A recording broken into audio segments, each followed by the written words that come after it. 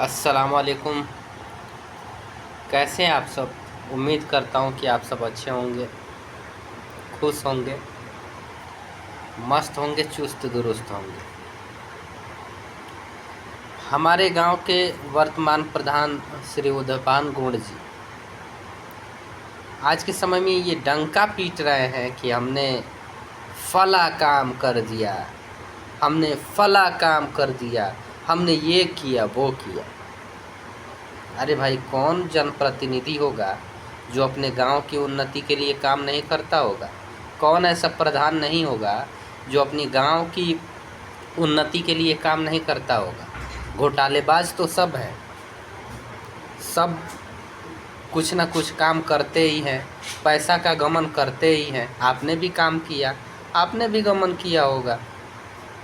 अभी जो आप काउंट करा रहे थे सोशल मीडिया पे आके न्यूज़ के ज़रिए कि हमारे गांव की पंचायत भवन खंडहर हो चुकी थी, लगभग 20 साल से खंडहर थी, उसका मैंने सुंदरीकरण कराया।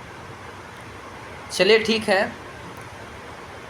आपने मानता हूँ कि पंचायत भवन का सुंदरीकरण कराया,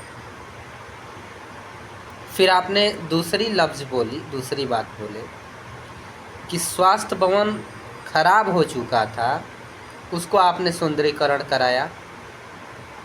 लेकिन वो किसके बदौलत कराया? आप और आपके जो सचिव हैं वो तो बोल रहे थे इसके लिए कोई फंड ही नहीं आ रहा था और कोई फंड ही अलॉटमेंट नहीं हुआ था।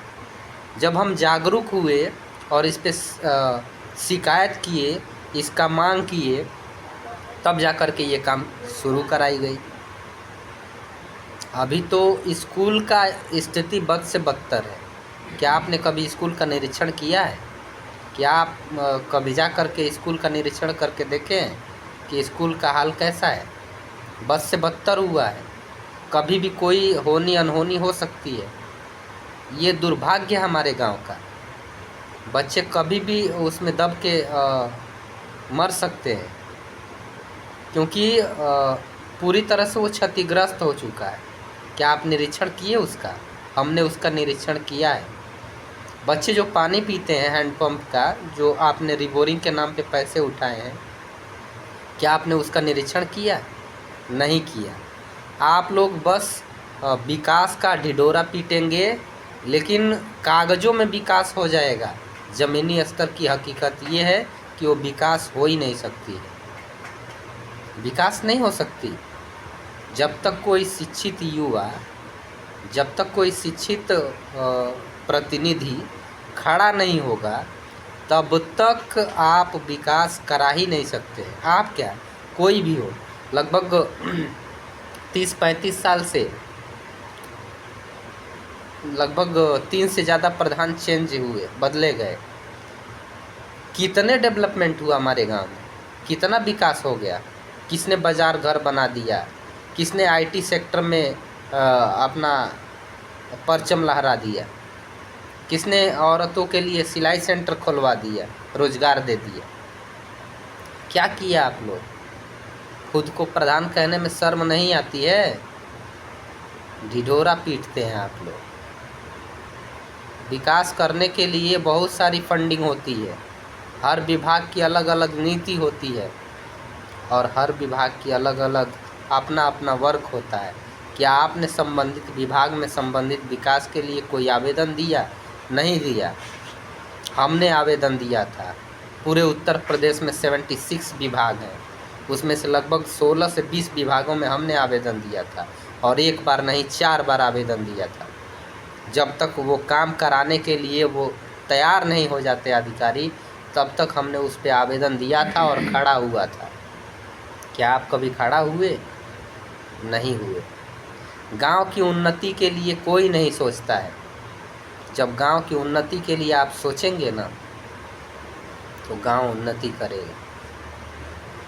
गांव में हमने आईटी सेंटर की मांग किया था, भले ही ना हो, क्योंकि हम पद पे नहीं है, मांग किए थे। गांव में हमने कॉलेज का मांग किया था, भले ही नहीं हुआ। गांव में हमने गोदाम घर का मांग किया था।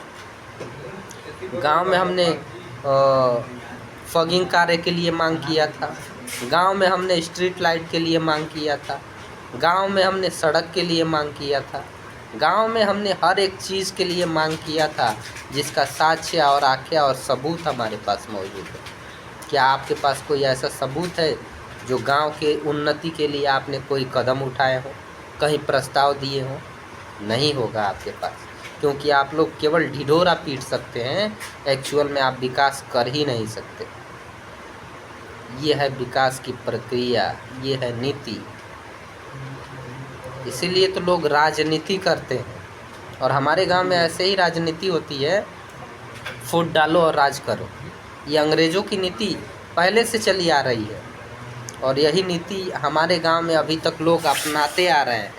फूट डालो और राज करो, यानी कि आप भाई भाई में लड़ाओ और मज़े करो, आम खाओ, गुठलियाँ चूस के फेंक दो।